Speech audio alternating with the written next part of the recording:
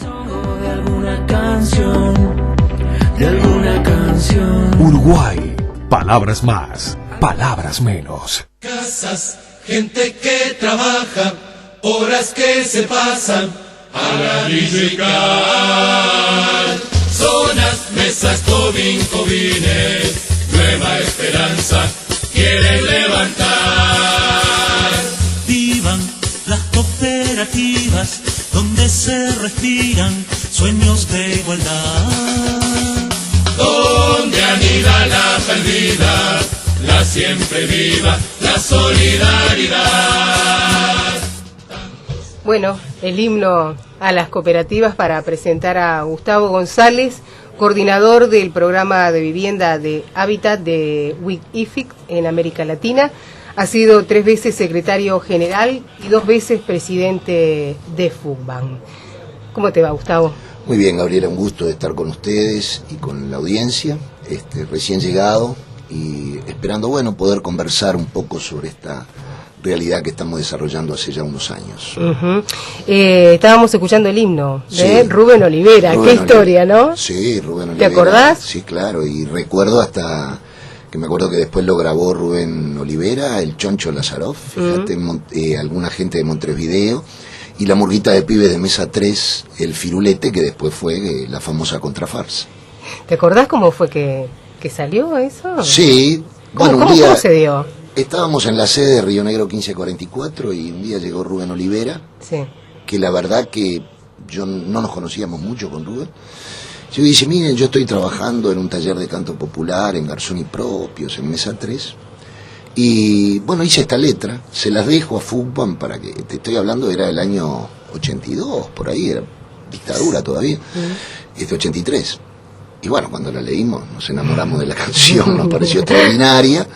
Lo llamamos al otro día y ahí quedó como himno y fue presentado en una asamblea nacional, me acuerdo, y después la asumió la gente. Realmente un himno extraordinario.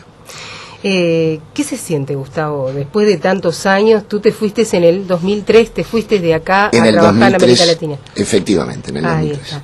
¿Qué significado tiene para vos, como dirigente histórico de FUCBAN, que presidió inclusive la federación?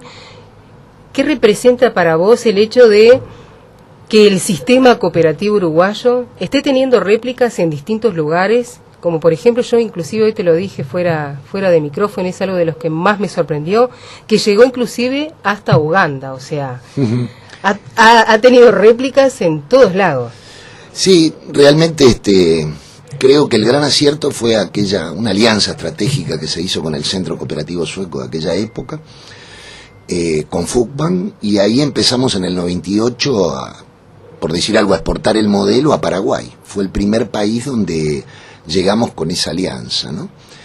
Y un país totalmente distinto, que por suerte nos fue muy bien. Me acuerdo que íbamos unos cuantos compañeros y yo entre ellos, íbamos prácticamente cada 15 días a formar equipos técnicos, porque era importante tener técnicos que conocieran el modelo, y después lo más importante que son la gente, ¿no? Los grupos cooperativos. Y ahí, funcionó muy bien, siendo una realidad totalmente distinta, Paraguay con Uruguay, a pesar de las cercanías, y eso embaló a la expansión del modelo. Luego fuimos a Bolivia en el 2000, y en el 2003 me dicen de irme a Centroamérica. Ya ahí no podía ir y venir, ¿no? Por las distancias. Y realmente la primera conclusión que se saca es que esta es una obra extraordinaria de los trabajadores uruguayos, única en el mundo, y también de los técnicos comprometidos de la década del 60 en nuestro país. Es decir, el haber elaborado el modelo no fue poca cosa, ¿no?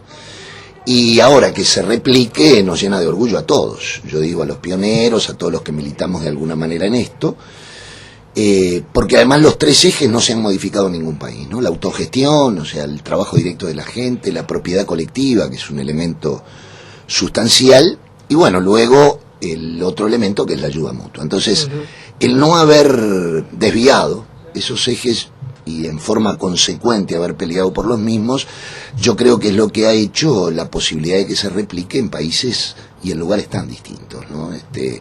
Entonces sí nos llena de orgullo, pero ya te digo, no me lo coloco como una medalla personal, todo lo contrario. creo que es una construcción de la clase obrera uruguaya de aquella época y que hoy sigue en jóvenes manos con las mismas banderas, digamos, ¿no? En Uruguay, desarrollándose mucho y en otros países. A esta altura se puede calcular que solo en Centroamérica, entre El Salvador, Honduras, Guatemala y Nicaragua, tenemos aproximadamente 70 cooperativas de vivienda por ayuda mutua. Y bueno, aquello de crear mucha FUCBAN, ¿no? Y bueno, hoy tenemos federaciones en todos estos países que son no una réplica exacta, porque es la otra América, la América profunda, de aquella que hablaba tanto Galeano, pero bueno, con los mismos pilares que desarrollan este modelo. ¿Y cómo se dio la experiencia en Uganda? Bueno, en Uganda es a partir del Centro Cooperativo Sueco, que trabaja también en África y en Asia.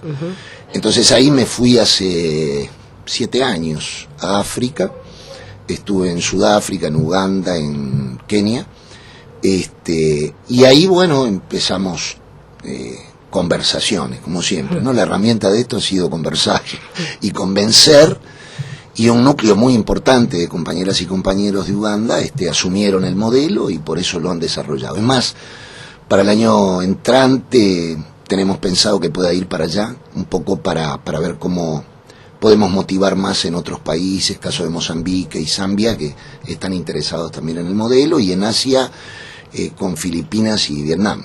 Ese sí que va a ser un desafío muy interesante, pero todavía tengo que ver a ver qué hago y conversar bastante con la familia, ¿no? ¿Cuáles han sido las trabas principales que has encontrado bueno, para implementar el modelo? Por ejemplo, el tema de la ley de vivienda, ¿cómo es la cosa ahí? Bueno, mirá, Gabriela, en los países de Centroamérica no había leyes de vivienda, empezando por ahí. Es decir, el Estado es totalmente prescindente de la gente, no solo para la vivienda, sino para todo, ¿no? Es decir, ahí me convencí que para Uruguay Dios es el Estado. Allá Dios es el Dios de la Iglesia. El Estado no existe. Entonces, bueno, el primer tema fue tratar de discutir que el Estado tenía que asumir realmente, conculcar el derecho a la vivienda para sus habitantes. Esos fueron varios debates políticos con los movimientos sociales centroamericanos, que yo te diría que había una suerte de derrota ideológica en ese sentido, porque el Estado no nos puede dar, el Estado es pobre, habían convencido eso a la gente. El segundo tema es el tema de la propiedad colectiva, ¿no? Que nos distingue, este hecho de ser de uso y goce de por vida como nuestras cooperativas, porque no dejan de ser países muy pobres, pero dicen los mexicanos lejos de Dios y cerca de Estados Unidos, ¿no? Lamentablemente. Entonces el tema de la propiedad privada es un tema muy prendido en la gente, pero por suerte yo creo que ahí los componentes indígenas han servido mucho para rescatar aquello de la propiedad colectiva. Luego convencer a los técnicos de que la que manda en el proyecto de vivienda es la gente y no el arquitecto o el ingeniero, sino que ellos solamente deben asesorar. Son países mucho más verticalistas que el nuestro, es decir, allá a todo el mundo se le dice licenciado, y yo preguntaba, ¿licenciado de qué? Pero bueno, es parte de la estratificación de clases que hay en países donde existe, por comparar y para que el oyente lo vea, Carrasco y, no sé, y el asentamiento, ¿cierto? O sea, no hay partes medias, son sociedades sumamente polarizadas, con índices, por ejemplo, un elemento que caracteriza a Centroamérica, que yo me enojo mucho con las agencias turísticas, sobre todo, que colocan a Centroamérica como caribeñas y con playas y demás. Bueno, Centroamérica es una parte del continente inminentemente ruralizado, es decir, todavía existe un 50% de campesinado, a pesar de vivir en un continente como el nuestro que cada vez se urbaniza más. Eso ya le marca una diferencia muy importante. Lo segundo es los componentes indígenas, como en el caso de Guatemala, por ejemplo, que el 60% de la población es indígena, sin embargo, manda, como ellos dicen, el ladino, el blanco, ¿no? Entonces, bueno, luego índices de analfabetismo importantes, la pobreza extrema, allá el sin techo no es solo sin techo, ¿no? Es sin todo. Entonces, ahora, claro, tienen una experiencia histórica de luchas dramáticas, pero muy importantes, que la gente de alguna manera las ha ido acumulando, caso El Salvador, caso Nicaragua, obviamente que son los países más politizados de la región, y eso ayuda también, independientemente de la crítica situación económica por las cuales viven. Es decir, lamentablemente Centroamérica sigue siendo las repúblicas bananeras y el patio trasero de los yanquis, y quiero decir así yanquis porque últimamente veo que en Uruguay ya hasta las palabras hemos cambiado, y eso me preocupa. Me preocupa mucho. Entonces yo, que soy criado en aquella época, sigo manteniendo eso. Creo que el imperio ahí sigue esquilmando los recursos naturales de nuestra América en una forma despiadada, te diría. Luego de la pausa, Gustavo, vamos a hablar un poco de eso de que hablas, ¿no? Y vamos a hablar un poco de la situación de Honduras, que realmente está siendo muy golpeada, la situación en Brasil. Y te voy a dejar una pregunta en el debe. Teniendo en cuenta de que el sistema cooperativo uruguayo ha tenido réplicas y tiene réplicas en todo el mundo, ¿qué rol, juega algún rol el gobierno, nuestro gobierno uruguayo? Pero te la dejo para luego de la pausa. Bien. Bueno, seguimos conversando en esta tarde de lunes, que está nublada, está bastante feo. Pero vamos a seguir charlando, y habíamos quedado con una pregunta, Gustavo, que tiene que ver precisamente con el rol del Estado, el rol del gobierno, teniendo en cuenta de que hablamos de una exportación de un modelo, ¿no? De un modelo, de un patrimonio uruguayo. ¿Existe algún tipo de apoyo? ¿Existe algún...? Mira, en realidad yo lo he dejado mucho en manos de los compañeros de FUCBAN, que traten de hacer todas las relaciones posibles con el Ministerio de Relaciones Exteriores, con la Agencia de Desarrollo. Yo quiero aclarar, FUCBAN gana en el 2012 el primer premio de Naciones Unidas en la ciudad de Nápoles, en Italia. Se lo entregaron a quien era secretario general en ese momento, al compañero Fernando Cervoni, el premio por la expansión del modelo. Es decir, y lamentablemente tengo que decirlo, que creo que en Uruguay pasó bastante desapercibido, ¿no? A mí me encanta el fútbol, pero me enoja mucho que nos conozcan en el mundo por Suárez, ¿no? A pesar de que grito como loco los goles de Suárez, pero claro, me gustaría que nos conocieran por este tipo de construcciones, no solamente el modelo cooperativo, muchas cosas que Uruguay puede brindar a América Latina. Entonces, luego tuvimos una conversación, recuerdo hace como 2 años, con la Agencia de Desarrollo, pero no cuajó ninguna posibilidad de apoyo. En realidad fue un gran esfuerzo de toda la federación, de FUCBAN, que lo ha hecho junto al Centro Cooperativo Sueco, y yo espero, no pierdo la esperanza de que en algún momento se asuma del Estado, ¿no? Como una exportación realmente uruguaya, que hoy ya está en varios países de América Latina, porque yo te hablé de Centroamérica, pero también está en Brasil, está en Argentina. Entonces, en ese marco creo que hay que ponerse más las pilas, tratar de coordinar más este tipo de cuestiones, y sería muy importante que la Agencia de Desarrollo tomara el tema apoyando a todo lo que ha hecho la Federación durante estos años, que lamentablemente se conoce poco. Yo te agradezco que nos hayas invitado, no para enorgullecernos como uruguayos, sino para, en su justa medida, colocar, insisto, lo que es una producción social del hábitat única en América Latina. Pero además estamos hablando de un valor, Gustavo. Sin lugar a duda que el valor del cooperativismo es un valor que nos destaca a nosotros como uruguayos. Y yo creo que es eso, ¿no? El patrimonio que uno en cierta forma se refiere y habla, y que cuando uno dice se enorgullece precisamente es por eso, es porque habla de un modelo y de una manera, de una característica de nosotros, ¿no?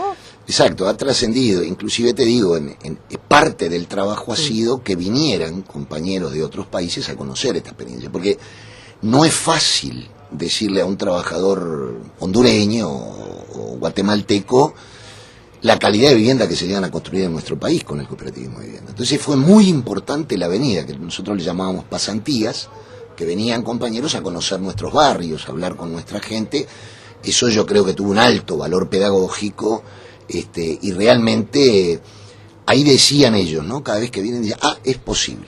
Es decir, fíjate el sentimiento de derrota que hay en otros países latinoamericanos donde la posibilidad de la vivienda es cero.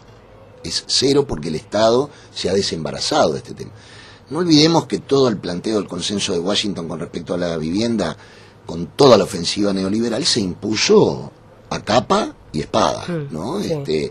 En todos los países. Entonces dejaron al mercado que pudiera resolver el problema de la vivienda. Y bueno, el mercado lo puede resolver quien tiene capacidad de ahorro. Los humildes no lo pueden resolver. Entonces, el cooperativismo se coloca como una alternativa real. Y te diría, lo he conversado con algunos compañeros de FUBAN que conocieron la experiencia que desarrollamos allá, para un centroamericano es mucho más importante, en el buen sentido de la palabra, que para nosotros la construcción de la vivienda. Es decir, claro, porque llegar allá a un derecho como ese es mucho más complejo, mucho más difícil.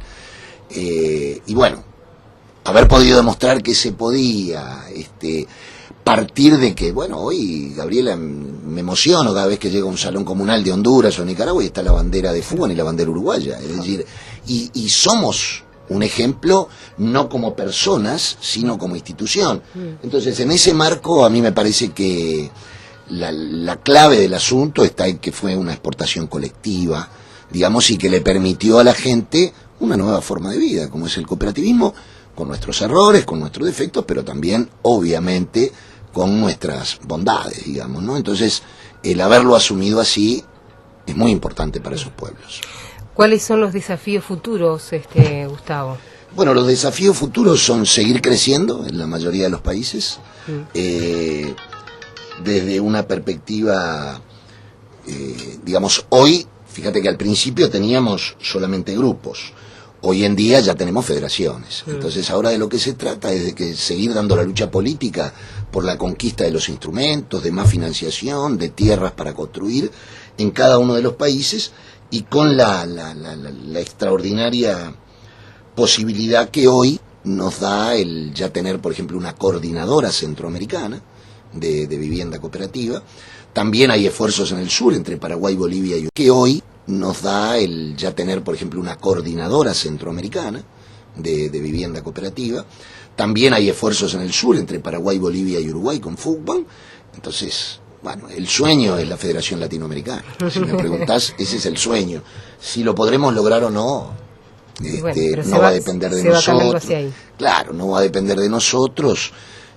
Hay factores exógenos. Hoy América Latina está viviendo un momento muy difícil, a mi juicio de importantes retrocesos, y lo peor es que veo que se van a seguir profundizando. Eso es lo peor. Entonces, esto también atenta contra cualquier desarrollo del movimiento popular. ¿Y cuál considerás vos, o cuál es la reflexión que haces, a qué se debe ese retroceso? Bueno, sería para 5 o 6 programas más, pero te lo voy a sintetizar en la medida de lo posible. Lo primero que creo que no hay que fantasear, para mí, los gobiernos progresistas de la región han logrado importantes avances, no se puede negar, pero no han tocado las estructuras económicas del sistema, y hoy el sistema está sacando las garras nuevamente, con un elemento que a mí me preocupa. Yo creo que los gobiernos progresistas, lo decía Frei Beto hace poco en un artículo que leí, y yo lo comparto, al margen de ideologizar a su base, la ha desideologizado. Pareciera que el poder o el estatus gubernamental ha dejado un poco las calles de lado, yo te diría, y esto se ha dado en todos los países. Lo otro que no comparto es la cooptación por parte de los gobiernos de los movimientos sociales. Yo creo que los movimientos sociales históricamente tienen que ser independientes. Una cosa es que tú digas como dirigente, bueno, yo apoyo tal medida de tal gobierno, y si hay 20 buenas, aplaudo 20 buenas, pero se defienda una clase, y las clases en Uruguay todavía existen. Otegi y los Otegi siguen siendo dueños de Uruguay, entonces no nos podemos olvidar. Por lo tanto, todos los avances que vengan desde el movimiento popular y desde una izquierda que, primero, no genere expectativas más allá de lo que puede dar. Una cosa es el gobierno y otra cosa es el poder. Coca-Cola, llego, y yo que fui del sindicato de la bebida durante muchos años, bueno, con dolor recibo que hay despidos en Coca-Cola, en Montevideo Refrescos. Bueno, quiere decir que las patronales siguen operando. Lo de Brasil tiene que ser un llamado de atención, es decir, no es casualidad lo que se dio en Brasil. Pero claro, primero se dio en Honduras, el golpe técnico a Celaya, luego se dio a Lugo, en Paraguay, y a veces me enojo un poco porque ahora como es Brasil, bueno, ponemos el grito en el cielo, pero yo creo que el grito en el cielo había que haberlo puesto cuando a Honduras le dieron ese golpe, que fue lo que hoy llaman golpes técnicos o golpes leves, que no tienen nada de leve ni nada de técnico, son políticos, esencialmente políticos. Entonces, bueno, América Latina ha recorrido esta experiencia de gobiernos progresistas, la gente tendrá que acumular, no lo vamos a decir nosotros de ningún laboratorio ni de la radio, esas son experiencias de lucha que va teniendo la gente, pero yo invito a correrse cada vez más a la izquierda. Lo que demuestra esto que coquetear con la derecha no lleva a buen destino. El vicepresidente del gobierno de Lula era el presidente de la Cámara de Industria Brasilera. No nos podemos olvidar de esta cosa. El vicepresidente de Lugo era del Partido Liberal y fue el primer traidor que tuvo. Y el primero que traicionó a Celaya fue el Partido Liberal. Entonces, si no sacamos algunas conclusiones de esto, yo no comparto esto de abrazarme con las culebras. La culebra te pica. Tarde o temprano te muerde, tarde o temprano. Entonces, yo creo que estamos en un momento de incertidumbre, que hay que sacar ricas experiencias de todos los avances, de las cosas importantes que se han logrado, pero también que nos falta y falta mucho. ¿Cómo estás viendo la izquierda en el Uruguay? Cuesta verla, te digo la verdad, yo creo que hay un debate importante en la izquierda y tiene que profundizarse mucho más sobre qué proyecto de país queremos, ¿no? Entonces, en ese sentido hay cosas que me preocupa la extranjerización de la tierra, por ejemplo, me preocupa la soja, me preocupa mucho, porque no son cosas pequeñas, yo ya vivo el fin de la película en los otros países, entonces veo avances importantes, me preocupa la educación, yo creo que hay que darle muchísima más participación a los docentes, al estudiantado, es decir, a mí me parece que la izquierda debe, cuando te digo ir más a la izquierda, quiere decir que volvamos a ideologizar el problema. Yo cuando veo la revista Galería me enfermo. Cuando veo la revista Galería me enfermo porque veo que estamos coqueteando demasiado. Quizás le caiga mal a algún compañero, pero yo creo que la derecha siempre es derecha. Fíjate ahora, han agarrado de Puchimbal a Raúl Sendic, por ejemplo. Sí. Han agarrado de Puchimbal, ya le pegan hasta por... ¿no?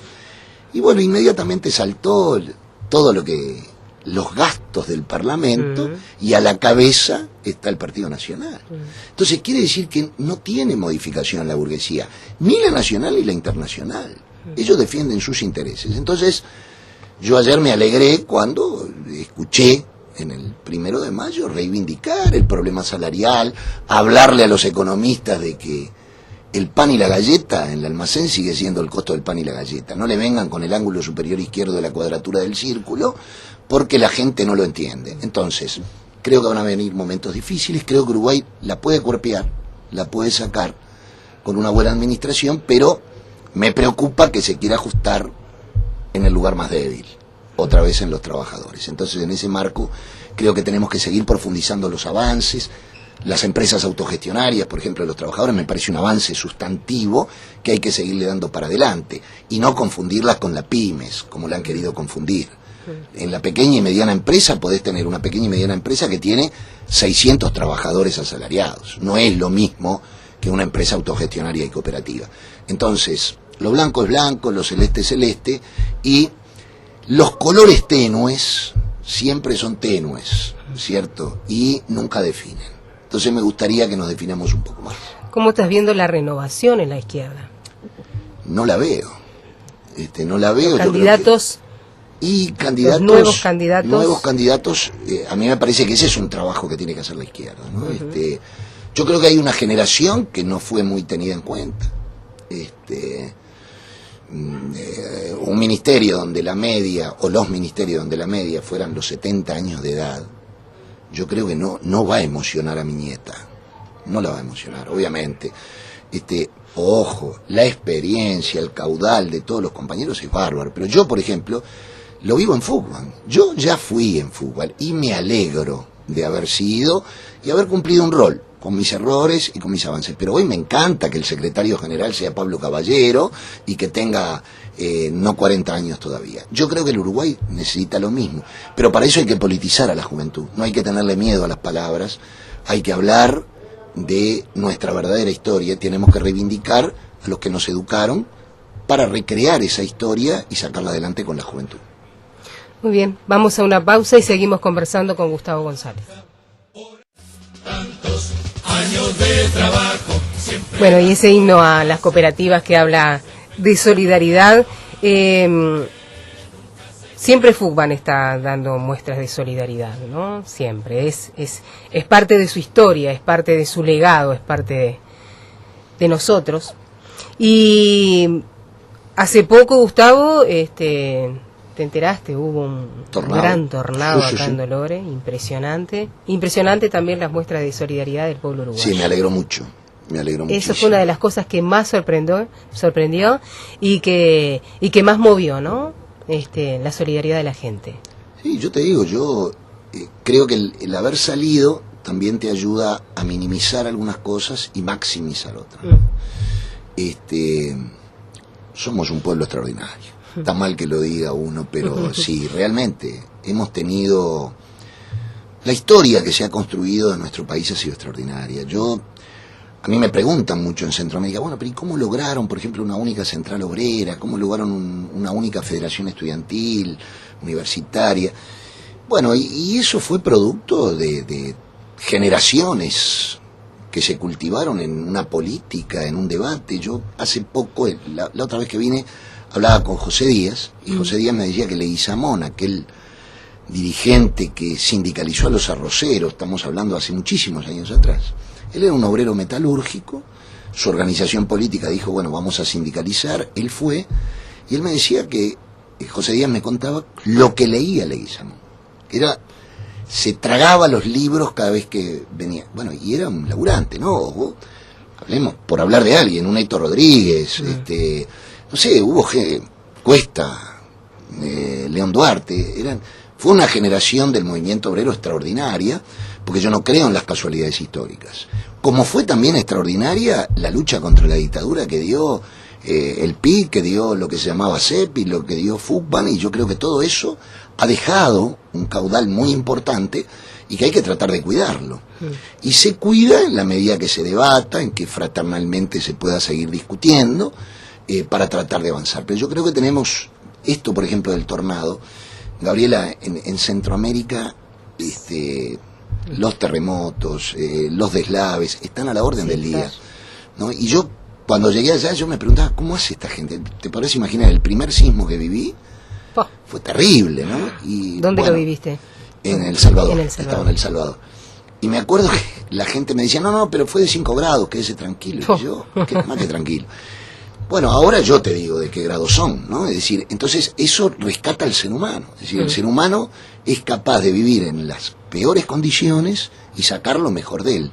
Porque yo siempre digo, si esos pueblos tienen esperanza de levantarse todos los días y seguir la pelea, bueno, nosotros que este tornado, que fue lamentable, ojalá no se siga dando. A mí me preocupa el cambio climático en el mundo, y que podamos empezar a vivir ese tipo de fenómenos que son terribles y que no se resuelven con una emergencia.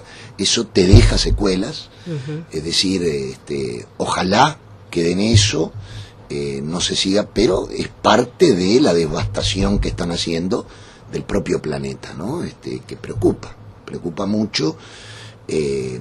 Para darte idea, como acá hay calores, temperaturas que de repente no teníamos, allá lo mismo, ¿no?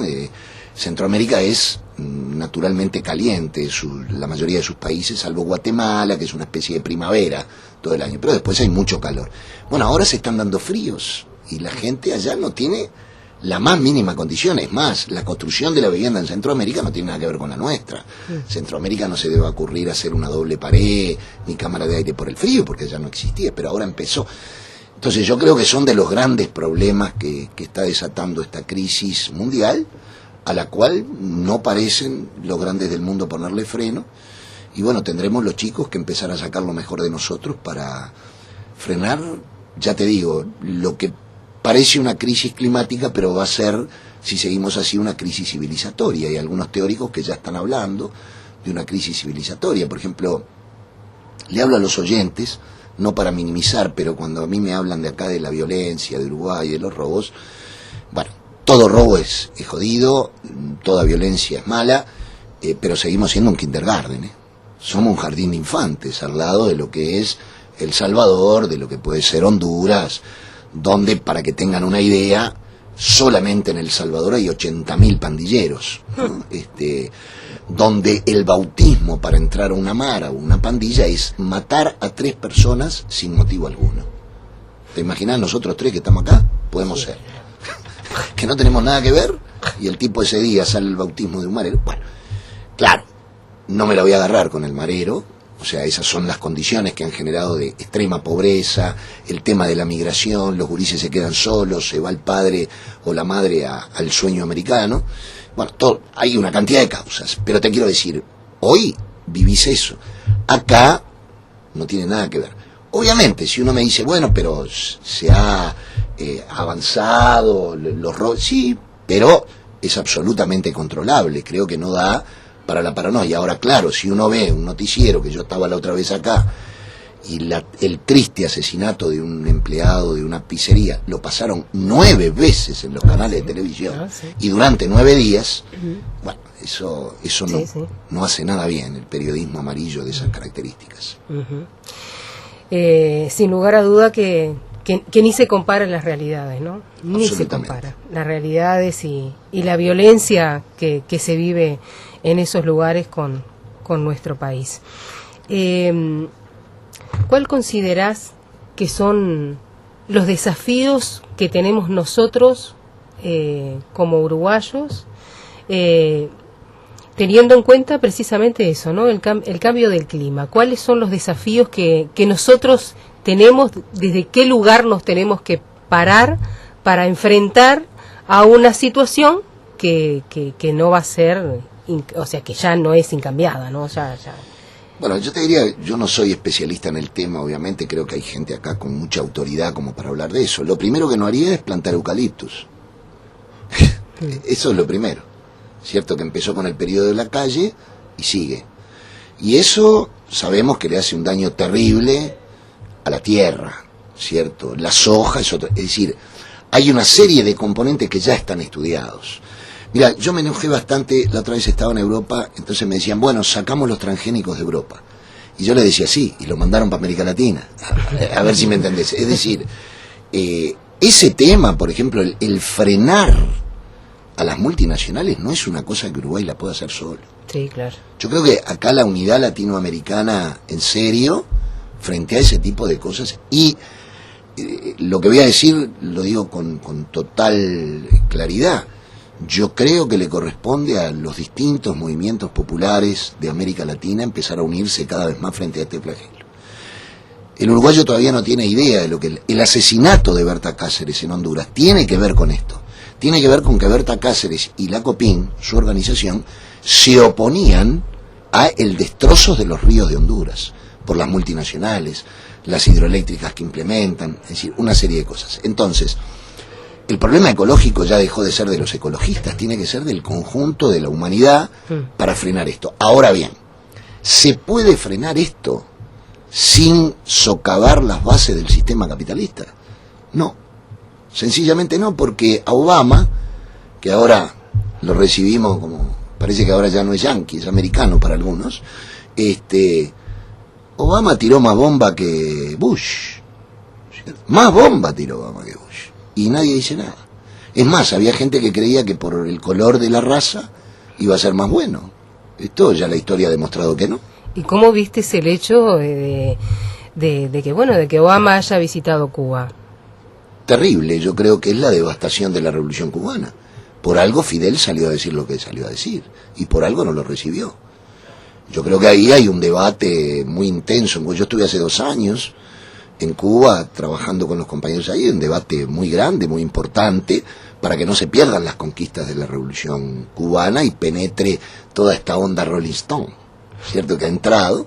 Claro, esto tiene algo atrás. Es decir, acá nadie va a creer que los gringos van a un país, como correctamente dijo Fidel. ¿Cómo va a decir que demos vuelta a la página? Son los asesinos mayores del mundo y hay que seguirlo diciendo. Asesinos. Los tipos que revientan Palestina, que revientan todos los países en busca de su lucro personal. Es decir, y América Latina, cuidado, porque nosotros tenemos recursos naturales muy importantes. Uno es el agua. El agua, Gabriela, en 10 años va a valer mucho más que el petróleo. Sí. ¿Cómo estás viendo el hecho de las que se llaman economía verde? Porque ahora hay una nueva forma, ¿no? Una nueva forma capitalista, podríamos decir. Claro. La y le economía están verde. Claro, es igual que, es lo mismo que la responsabilidad social empresarial. Ahí va. Fíjate que ahora, por ejemplo, en Centroamérica, Bill Gates, ¿mira quién? Creó su fundación, entonces ayuda a los pobres. Entonces él dice que los pobres tienen que entender que hay empresarios del porte de él, ¿no? No estoy hablando de un pequeño comerciante, un mediano comerciante, estoy hablando de Bill Gates. Que bueno, que con la ayuda de las ganancias de ellos van a poder ser verdaderas agencias de desarrollo en los países. Entonces es toda una teoría que la pueden ver en internet sobre la responsabilidad social empresarial. Es decir, los capitalistas se han dado cuenta que parece que San Pedro habló con Marx y no lo va a dejar entrar al cielo y ahora quieren hacer algo en esta tierra para salvarse. No se van a salvar. Esto estoy seguro. Pero entonces en ese marco está también la propuesta verde, ¿cierto? O McDonald's, por ejemplo, que se plantea también la responsabilidad social empresarial, en fin, es parte de lo mismo. La conciencia les está remordiendo con lo que están haciendo y bueno, tratan de tener estas políticas muy baratas que la izquierda debería de desenmascararlas todos los días, ¿cierto? Pero bueno, hoy vale más un shopping que una fábrica textil. Yo preferiría que volviéramos a tener las textiles de antes. Pero bueno, nos hemos sindicalizado mucho más, eso es importante, muy importante, y espero que sigamos en ese camino. Gustavo, ya nos queda nada de tiempo, pero ¿vas a quedarte hasta cuándo? Mirá, ahora estoy 8 días más, después voy a Paraguay y Bolivia, luego vuelvo, en junio estoy acá y después vuelvo a irme a Centroamérica. Bien. Pero vamos a seguir en contacto y les agradezco muchísimo a todos, les deseo lo mejor para el programa. Muchas gracias. Y esto de tener un micrófono y poder hablar libremente, ¿Cómo no? Vale la pena y demuestra que todavía existe el verdadero Uruguay. ¿Cómo no? Un abrazo, Gustavo.